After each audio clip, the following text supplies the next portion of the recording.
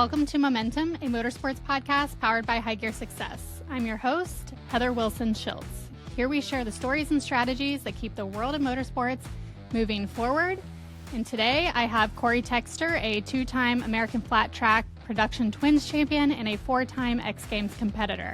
He's also a race promoter and a podcast host. And we're even featuring matching shirts today because I thought it'd be cool to wear Cory's podcast shirt, and he did too. So we're twinning today. Yeah, that's really funny, actually. I saw that. So I knew that you and your family were obviously big into racing, but I just learned that your family also owned a Harley-Davidson dealership back in the day. So did you work there growing up, or were you just kind of around it growing up? I mean, I would use the term work very loose. I kind of ran around, like I grew up in the Harley shop. Like my dad was the owner, and before him, my grandpa was the owner. So I literally grew up in a baby carrier at that Harley shop. So I worked a little bit as I got older. Unfortunately, my dad passed away when I was, I think, 21 years old. So I didn't get a long career of working at the Harley shop, but what was I doing when I was a service writer. So I would write like service work orders. People would come in with their bikes and I was a service writer, but I also did parts and accessories. I did eBay sales.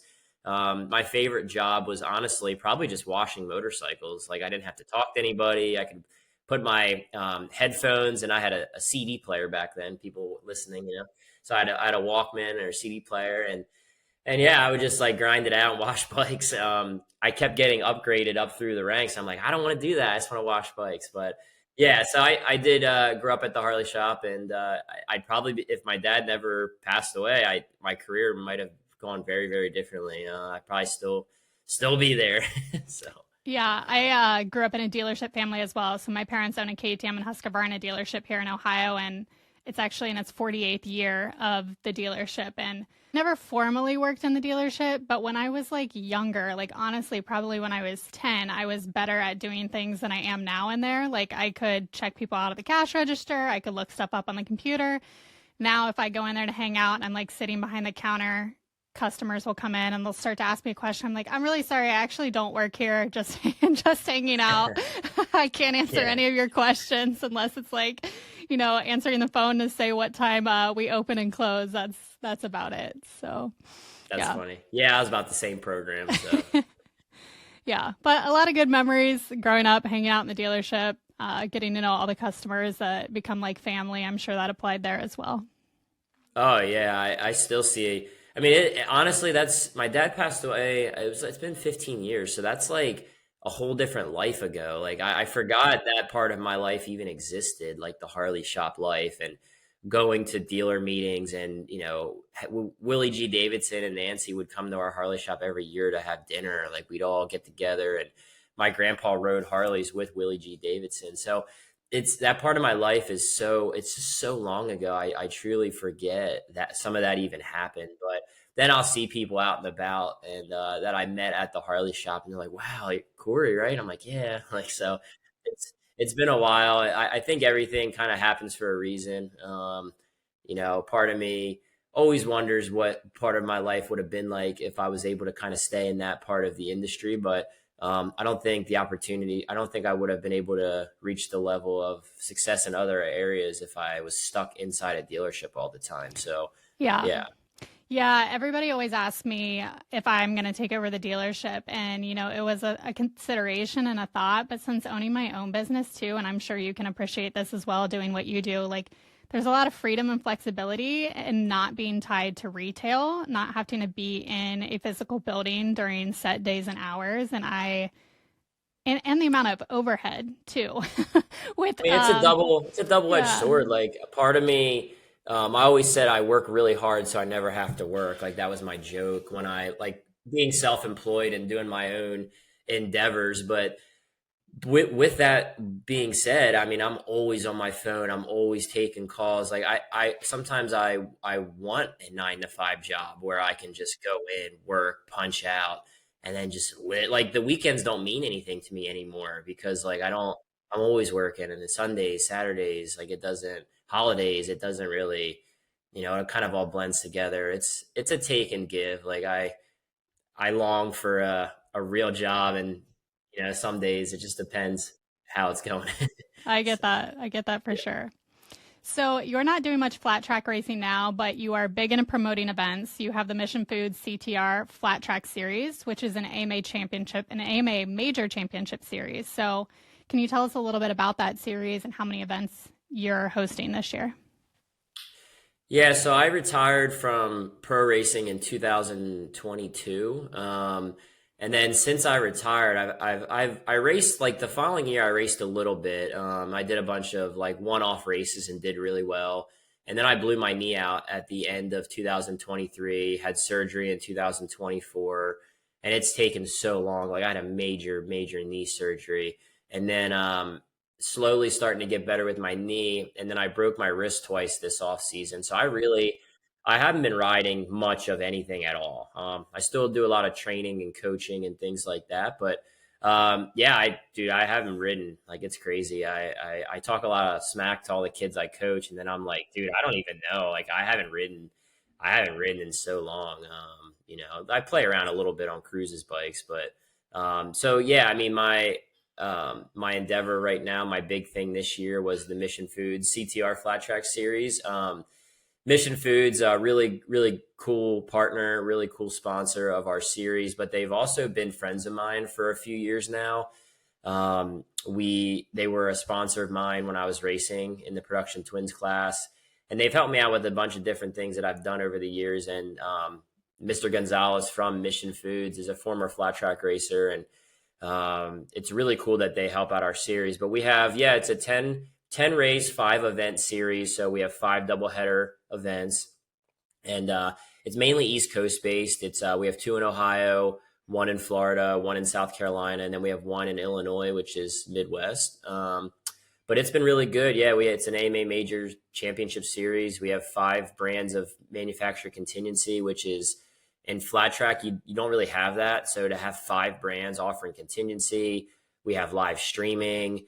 I mean, we're doing a lot of different things for amateur flat track, trying to grow it to get it to the level of, motocross, hare scrambles, road racing. All those other disciplines are kind of advancing through the ranks and improving. And flat track has been so stagnant for so long, especially at the amateur level. It's like, guys, we need to step up our program at the amateur level if we're going to give these kids opportunities for when they turn pro. So that was my whole idea behind it. And my son cruise races, and honestly, I just want to give him good events to race at as well. We were going to all these flat track events, and I was just so disappointed with like the program and how long it takes and the lack of coverage and just a lot of things. And instead of, just complaining about it, I thought I'd go be proactive and promote my own series. I started promoting a couple races, and now it's a full-blown AMA Major Championship Series. It's the only one in the AMA for amateur flat track. So it's been a big job this year. So Yeah. Can you talk about what goes into organizing the races? Like, I'm sure you maybe had somewhat of an idea, but then once you got in to do it yourself, like you really discovered everything that goes into it. So can you kind of give people a peek behind the scenes?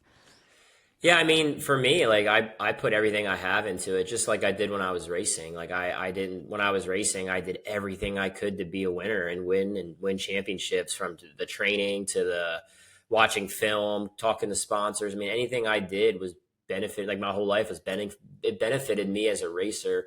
And that's kind of how I live my life as a promoter too, man. I sit down, we organize, social media coverage, videos, and then the event stuff itself, like ordering, scheduling the ambulance, buying the insurance, finding the racetracks, doing the coverage, just everything. It's, I have a good team, but it's also like I do a lot.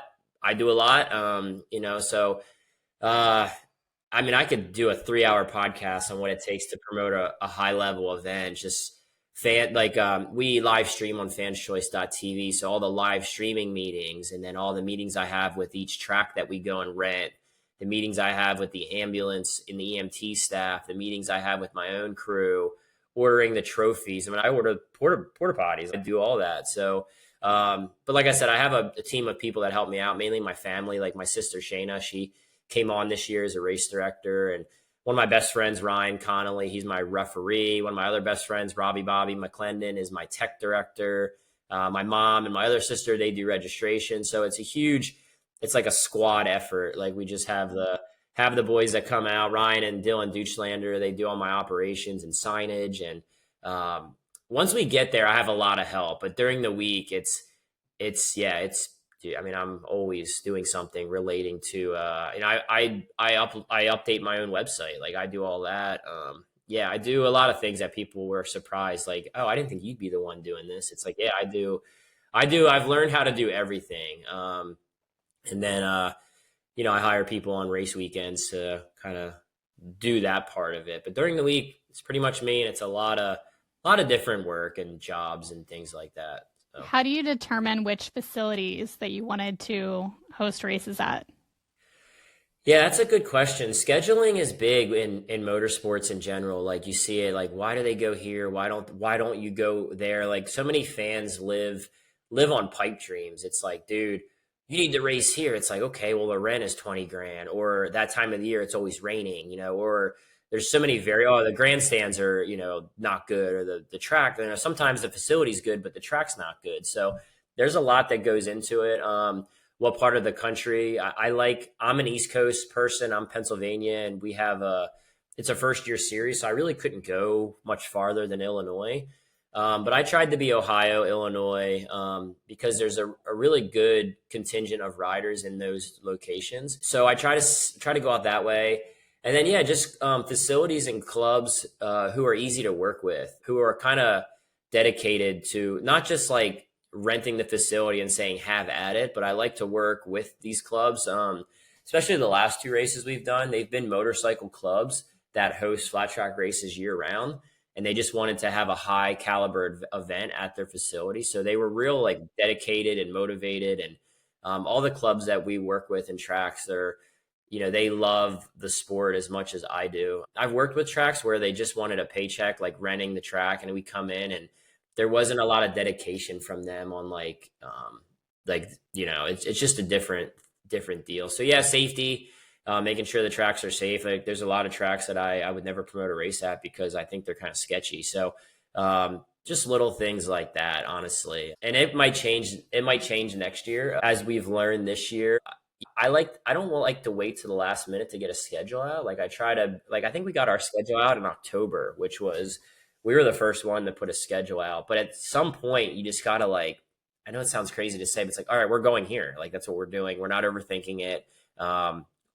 Sign the deal, get the schedule out so people can start planning and go from there. I think scheduling's always crazy, and a lot of times different, especially when you get into the higher level series, they don't want to necessarily compete against each other, even of different disciplines. So it's like this series is waiting on this series to post their schedule, so then they can post their schedule, and it's just like this whole cascading effect of everybody's waiting on everybody, and then it's like checkmate. Tetris. Yeah, it's like Tetris with race dates, and there's so much that goes on. I also work for MotoAmerica, so I tried to get all of my dates that weren't on their dates, because you never know. And I sometimes get called in to do different jobs for MotoAmerica and things like that. And, but we had ours out before American Flat Track. So the Pro Series, and thankfully initially none of their dates were on my date. So I was super grateful for that. But then they just had a rain out 2 weeks ago and they rescheduled it to my next race. So I was kind of bummed on that, but adapt and overcome and do what we can do. And it has been a very, very rainy season because I'm based in Ohio, and it has been just like raining nonstop. And now like the heat waves coming in, it's going to be like 95 for like the next week or two, which is kind of wild. Yeah, our last two events were in Ohio, and it's rained off and on all weekend. So I'm grateful we even got all of our races in. But it's been. Yeah, you're not saying anything that I haven't seen all year. The rain has been awful. So hopefully can't get any worse than what we've had with the weather so far. So I'm hoping it gets better. Can you talk about the different types of track surfaces and maybe how the prep changes between those for you? Yeah, so We go on different tracks, like a clay-based track, like red clay, like car racing tracks that you'll see like the sprint cars race. We have a lot of those tracks, and then we have a lot of tracks that are like the horse racing tracks, like the pea gravel slash limestone sort of surfaces, and then we have like just flat, straight out dirt tracks as well that we race on. But a lot of them are either car tracks, go-kart tracks, or like the horse racing tracks. So the prep mainly for the clay tracks, you pretty much just hard pack them, try to keep moisture in it, and then they'll usually groove up, and you kind of race them differently. Where the horse tracks, like the limestone, which actually in Ohio, there's a lot of fairground tracks and things like that. Those tracks, you pretty much, it's like the wild, wild west. Like you just like it, they get rough, they get deep. You water and drag the surface to try to keep like knocking the ruts down. But that's like I think it's the most pure form of flat track racing, the cushion tracks, but it's a lot more track prep. So if you're like behind on schedule prepping a cushion track, it just like every 3 races you have to take like a 5-minute like prep break. It just takes so long. So honestly, as a racer, they're my favorite. As a fan, they're my favorite. But as a promoter, they're my least favorite because it's so hard to be efficient trying to prep the track and make it fair and good for everybody. Where the clay track, once the track is burnt in, you don't really do a ton of track prep besides you might like mist it with some water or things like that, but it kind of takes care of itself. Where the cushion tracks, man, it's a job. It's just a lot of work. So Yeah, for sure. It's funny how like the thing that naturally requires the most work would be like the most exciting for the racers or the fans. It couldn't just be easy. No, I mean, that's just kind of similar in other, like, I would say in moto, like Southwick is the big one, and that's a sandy like track, and it's fun to watch races there. And even like NASCAR, if you look at like Bristol or like a really exciting, hectic like course with a lot of crashing, or like the most exciting ones are always the hardest. It's like the hardest to promote, the hardest to prep, the hardest to keep the tempers away from each other. But yeah, it's exciting. There's nothing in the world like watching a cushion half mile in flat track motorcycle racing. It's just the best form of racing that you can watch as a spectator. It's just amazing. So yeah. So the AMA Flat Track Grand Championship is coming up, and you're involved with that a little bit as well. So what are you looking forward to with that? And your son Cruz is also going to be racing there as well. Yeah, so I have a really good relationship with the AMA, the American Motorcyclists Association, Ken Salant, Mike Burkeen, and all the people over there.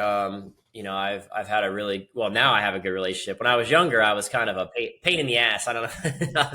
I was hectic, but now it's funny. Now we all have, like, I work with them. I actually got suspended from the AMA for rough riding when I was like a teenager.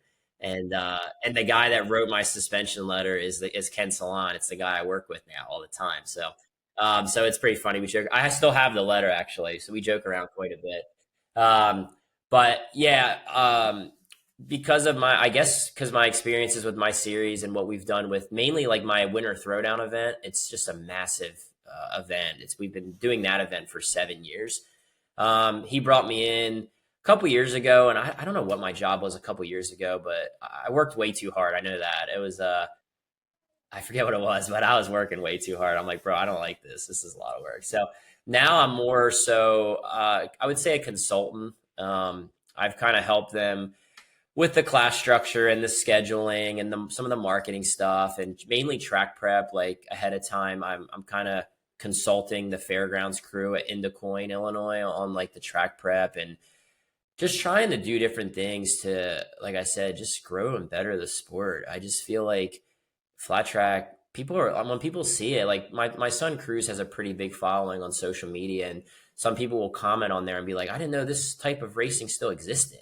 I'm like, wow, that's sad. So I'm just pushing to try to, anything I can do to better the sport for everybody. I do it for the right reasons, trying to just give everybody a better event and better races. So the Amateur Nationals it's supposed to be the most iconic racing for flat track for amateurs all year long. And just a few things in the last couple of years. It's not for lack of effort. They've done a great job putting the pieces together, but they don't do it all the time like I do. So like I'm in the trenches doing these races all year long. I know the riders. I know, I still ride a little bit. I guess I haven't been riding, but I'm just out of pro racing. Like it wasn't long ago I've won championships. So I'm just trying to give my experiences to that series, that week-long event, and just try to make it better.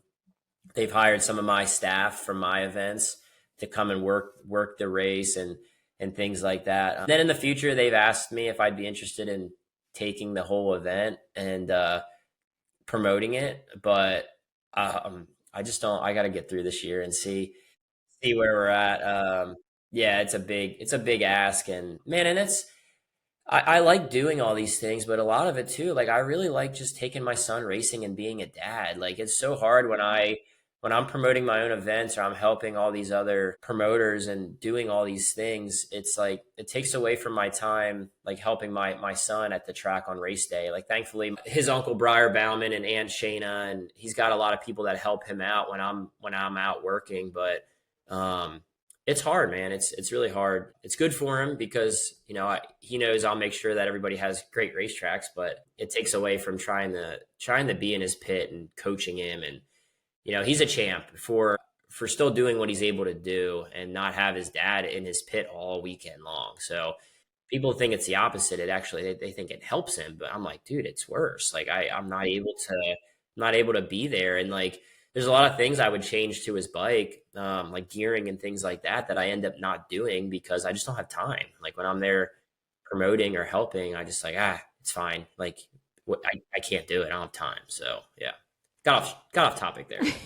No, it would be a challenge to switch kind of between promoter and parent mode, and to be doing both at one time just really isn't possible in most cases. So makes perfect sense. Yeah. On the road racing side, you are the MotoAmerica Mini Cup manager. So last year was the first year for this series. They held the final at Road America in Wisconsin. But kind of talk about some of the talent that you saw come to this series and how that's kind of carried forward into this year. Yeah, so they've bounced around a little bit on some different things with their Mini Cup program. I mean, they've had some races for 4 or 5 years, but it bounced around in all these different areas of the country. And it was really hard for parents to attend a race in Washington State and then go to a race in Alabama and then go to a race in New Jersey. Like it just got really hard for parents to do all of the different races around the country. So last year we did kind of like a Loretta style event where we had one big event in Wisconsin at Road America, and we brought, trying to bring riders from all over the country. It's feasible for parents to come out for one event. It's more wallet friendly. So yeah, it went over really well. We did live streaming with Roger Lee Hayden was our commentator, and we bring in like our timing and scoring. We bring in a lot of marketing sponsors. Dunlop Motorcycle Tires comes out and supports it. Yamaha is a contingency. Honda's contingency. So the event really was really successful last year, and the talent that we have in America, it's really good. I mean, there's really good riders that are coming up through the ranks, and I think this is going to help, like having these style events. I think in the next 3-4 years, you're going to see, it takes time like to grow that momentum, but I think you're going to see a lot of improvement from the American riders in road racing, because it's kind of like we have really good riders, but overseas, it's like for road racing in Spain and Italy, it's just like their job. Like they train over there for road racing, like motocross. The youth motocross kids over here train for moto and supercross. I mean, there's training facilities. They literally, that's like what they do. So it's something that we're trying to do, and we want Americans to eventually to do well at the world stage, and hopefully one day, it sounds so crazy, so far out, but try to have an American MotoGP champion in the future again. Yeah, that would be really cool. Yeah. So you're also coaching Bodi Paige in the MotoAmerica Talent Cup. So he's a racer from Australia, obviously spent a lot of time here in the U.S., but talk about kind of what goes into your coaching program for him. Yeah, so he pretty much lives with us. Like during the winter, he lives down in Florida with me and my wife and my sons. And then he's here now, actually. We're getting ready to go out to amateur nationals. He's actually going to be going for the Horizon Award in flat track. So he's a really good flat track racer, really good road racer.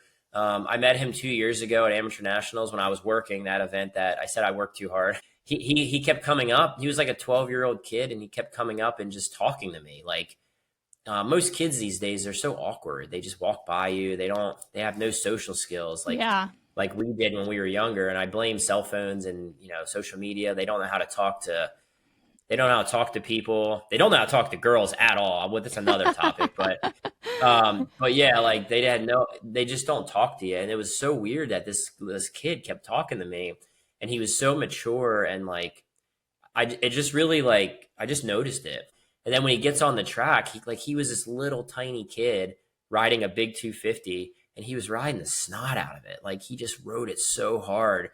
And I really appreciated kind of his riding style. And yeah, then I brought him over to last year. Yeah, last year I brought him over in January to come live with us for a few weeks. And he's just like, kind of like I said, I have 3 kids. He's one of the kids. Like he's kind of like, I make him do his homework. I coach him. We go on runs. We go to the gym, and we put together this. MotoAmerica came out with this new Talent Cup series that's really cool that they're doing. It's like a spec class for young kids, and I got offered a bike to put a program together with a motorcycle, and I said that's my guy. Bodi's my rider, and we went out to Coda the first round during MotoGP weekend, and nobody knew who this kid was. Like I was trying to get sponsors for him, and nobody knew who Bodi Paige was. And he goes out and he wins Coda, and I'm like, I told you guys, like I told you he's gonna win. And since then he's been up front in all the races. I mean, he's been on the podium. He's fast qualified a bunch of rounds. So yeah, coaching him in the Talent Cup, and then also doing flat track races. This past weekend, he swept all the amateur classes at my race, and yeah, he's gearing up to compete for the most coveted award in flat track here in 2 weeks or a week and a half in amateur nationals. So really well-rounded rider. Yeah, my little Australian. He's they love being in America. Like he loves it here. I forget he's a foreigner. Like he's just so team America and loves it. Like just thinks everything about being here is cool. But yeah, his parents, they're still in Australia. So like for a 14-year-old kid to come basically live over here and leave his family and his friends and everything he knows in the other side of the world. It's not a quick flight. No, it's admirable. And what he, the amount of like the training he puts in, and he takes it very, very serious. And it's been a treat coaching him. And right now I just kind of do it. Like we just help out. It's not like my job. It's just something we do just to help him out. I've done it with some other kids. Evan Renshaw is another rider who won the Horizon Award 2 years ago that we coached up to win that Horizon Award. So we're just out here coaching up Horizon Award riders. But hey, that's a good claim there.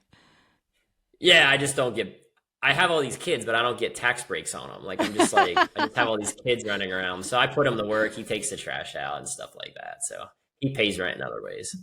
And plus it's good too. Like just to chime in on one more thing, it's really cool too that it gives Cruz somebody to ride with. That's a huge benefit as well. Like Cruz, he has a little brother, Bo, who's 15 months old. He can't ride yet. So for Cruz, like he can kind of watch Bodi and learn from him, and they can ride together and get in trouble together. But yeah, it's been good that he's been able to have somebody to ride and push him as well. So that's like an added bonus having him here. Yeah, that's cool. You obviously have the Tank Slappin Podcast where you recap a lot of flat track racing action and interview some dirt track stars and stuff. Do you like organizing events more or kind of calling and analyzing races? Because I was listening to your podcast and you're really good at that too. So I didn't know if you had a preference over what you like to do more. I don't know if we're good. It's a loose program, but yeah, I mean, I've been doing podcasting since, before it was even kind of a thing. Like I was doing podcasts back in 2013. We had a show that I was doing. And I like it, but it just doesn't pay the bills. Like, And it would, Yeah, I nobody think, does like a we do. podcast to make money. That's for sure. Well, unless you're Joe Rogan or somebody like that, but yeah. I mean, I love doing the podcast. It's a hit or miss. Like there's good parts of it. I mean, the way I do my pods is I'm really honest. I'm upfront. I give really in-depth opinions on things. I'm fair. Like I give reasons why I feel that way. But with that being said, you get scrutiny for comments or opinions or things like that. So, which is fine. I don't mind the scrutiny, but some of the comments back, it's like, did you even listen to what I said? Like, I hate when people twist.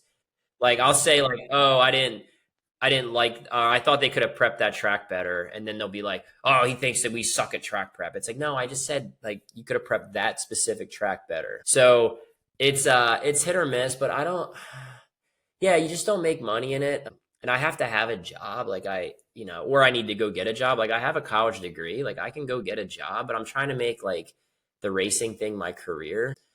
So I don't know what I like better, I guess. They both have their pros and cons, promoting and doing the podcast, but I think podcasting could make more money in flat track if the sport was bigger. I mean, in motocross, like Pulp MX and Gypsy Tales, like they make money doing their podcast because what they're talking about is just a bigger audience. It's more, there's a lot of value for these sponsors in their numbers, and we do good numbers with Tank Slappin, but it's not enough to where I can get a bunch of corporate sponsors. So realistically, it's like I need to grow the sport to make it bigger, so then I can have a podcast to talk about the sport that I made, and like I helped make. I mean, bigger. just a small task ahead, to grow the whole sport. And yeah, it's just a small ask, but you could have the most awesome podcast ever about basket weaving. Like you could have the best ever, but nobody cares. Like nobody's gonna listen. So like it has to be a topic or something that you want, that people are interested in. Like you got to have that product. I mean, it goes back to marketing classes in college. Like you have to have that product first, and like the flat track product, we just don't have enough people following it right now. So it's like I do all this work, I do all this editing. It's like, how many people are actually listening, or is it making a difference? To your point, what I loved about your podcast is that you do express really strong opinions and you have really logical reasons why to back them up. And I respect that a lot, because I'm, a PR person trained to make sure that we're saying the right things all the time. So I'm a very opinionated person, but I keep a lot of that to myself because I work in this industry and I don't want to, basically I don't want to piss people off, right? But I can really appreciate when people are able to express their opinions and give the reasons why. So I think that's cool. Yeah, there's no shortage of that. And people are like, and they're like, why don't you say how you really feel? I'm like, that's how I really feel. Like, there's not much more to it. Like anything I say publicly or in a podcast or in a live video or at my riders meetings, there's no more to that. Like people think there's more. They're like, oh, he really doesn't like this person, or he really thinks that. No, if what I've said is how I feel, there's nothing else. Don't overthink it either. Like I give my opinions on things, but that's it. Like there's no more to it. I don't overthink any. Like I don't sit around and stress out about things or people or situations that I can't control. I'm so busy trying to, better what I'm doing and like bettering the people I support and coach and my son, that I don't overthink either. It's like, I try to watch all the races. It's, I don't even really get to watch all of the events now, because a lot of the times we're at the track with crews and they're racing in another state. And I try to tune in and watch, because like my brother-in-law Briar is still out there racing, and just see how he's doing. But yeah, I don't know. It's there's nothing more or less than what we kind of give on the shows. So yeah, it's the highs and lows of it. And I've had people that don't like all the opinions on our show, and they've said that. I'm like, well, then there's other podcasts, that you can listen to that don't give those opinions. But I want to be different. And I really like the podcasts like Joe Rogan and Gypsy Tales and the guy Pulp MX, like the guys that really, it's not a podium interview, a podcast. It's not like you can be more yourself and open. People are like, oh, it's so unprofessional how he talks in the podcast or, what he said. It's like, dude, it's a personal thing. Like I talk like I'm talking with you if we're at like dinner or we're at the bar. Like that's CTEX. Like that's what you get when you listen. So yeah, you can always turn it off too. Like you don't have to, you know what I mean? Like they don't have to. It's like I'm making them listen. I'm like, you don't have to listen. You can just not listen. Just turn it off. Like, yeah, that's awesome. Crazy. Yeah. Cool. Well, tell people where they can connect with you online, where to follow you on social media, how to find out about your series. Yeah. Anything on social media, Cory Texter Promotions, Instagram, Facebook are the big ones there. Tank Slappin, we do Instagram and Facebook. And then I have some personal pages, but I really don't add anybody on my Facebook unless I'm friends with you. I don't know. I need some personal things. So, but yeah, if the best way to get a hold of me is on social media, sending us a message to our pages, or I think my email is on there as well. People can always email me, but don't call me. Like I have some people call me that they want to, like they'll call me to ask a question, like what time do the gates open? I'm like, just text me. Like I can't have a 10-minute conversation to answer a question about when the gates open. So if I answered every call about like small, because then like the little details they could read online, but they just don't read. Yeah, like, and it's like, it's honestly the older generation calls our generation lazy, or these kids, but like the boomer generation, they like don't look up addresses. Like hey, where's the racetrack at? Can you give me directions? I'm like, directions? Like, let me give you an atlas. Like, I don't, just type it in your phone. Like it'll come right up on your phone. So yeah, it's kind of funny, but yeah, the best way to get a hold of me is on social media, and I'm really good with replying. I reply to almost every single message within a day. Like I'll get back to you and answer your questions. I really am grateful for all the people that support our events and support the podcast. And I might be kind of like, the way if it's a dumb question, I might just joke around with you about that, but there really are no dumb questions. Like I really try to help and get everybody to our races and make them feel welcome. Like I tell at the riders meetings, I do tell all of our riders, it's like, hey, we're not doing you a favor by promoting this race. Like we're only able to do this because of your participation. Like you guys taking off work, the kids taking off school, like we're very grateful that you're coming out and racing with us. So that's one thing that with promoters, they just try to act like they're doing everybody a favor and they need to be thankful. It's like, no, dude, like this doesn't happen. Yeah, but it doesn't happen if these riders don't show up. So I really try to make our riders feel welcome and give them fun events to be at and something to talk about for weeks to come.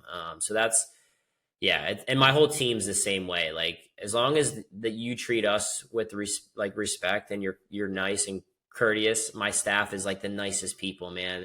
If you don't fit the vibe, that you don't pass the vibe check, you can't work for our series. Like you have to just all of our guys, they're over like chit chatting with all the families and fist bumping. And it's like, it's almost too much. It's like, guys, we got to work too. Like we're not here just hanging out all weekend. So, but yeah, that's the best way to get a hold of us. And then our next event is July 18th and 19th at Peoria Speedway in Peoria, Illinois.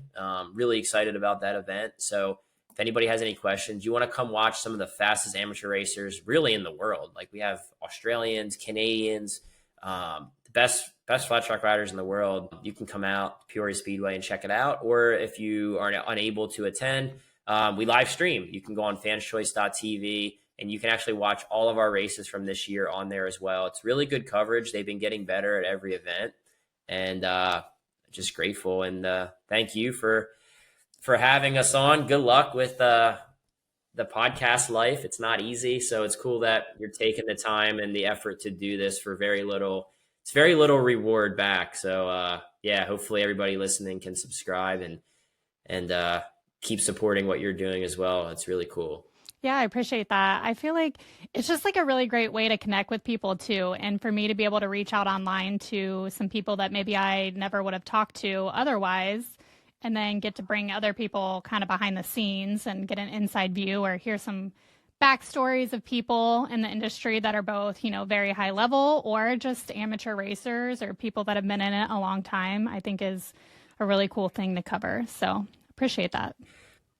Yeah, no, it's cool to get to know people better too. Like you don't get to like with posting and things like that. You just read, like you read things. You don't get to know people. So I feel like podcasts like this, especially with video, you get to kind of see a little bit. I literally just got done I went on a run, and then I got on the pod. I showered, got on the pod. I was like, oh shit, I think it's video. So like I tried to like tidy up a little bit, put on my Sunday best, but I'm like approaching my 40s now, and I got kids, so it's just like it is what it is. So. Yeah, exactly. But yeah, once again, appreciate you having me on. It's been fun. Cool. Well, thanks for tuning in to Momentum. This has been a production of High Gear Success. And if you want to connect or recommend a guest, head to MomentumMotorsportsPodcast.com. Until next time, keep the momentum rolling.